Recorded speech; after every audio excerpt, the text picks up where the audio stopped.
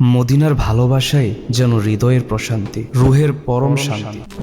চাই যেতে মদিনা।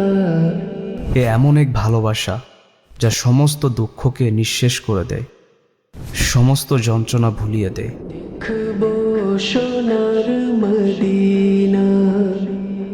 এ এমন এক ভালোবাসা যা বান্দাকে প্রিয় নবী সাল্লাল্লাহু তাআলা আলাইহি ওয়াসাল্লামের নিকটবর্তী করে তোলে। মদিনা এমনই এক জনপদ যেখানে হৃদয়ে আর অস্থিরতা থাকে না। প্রিয় নবীর করুণায়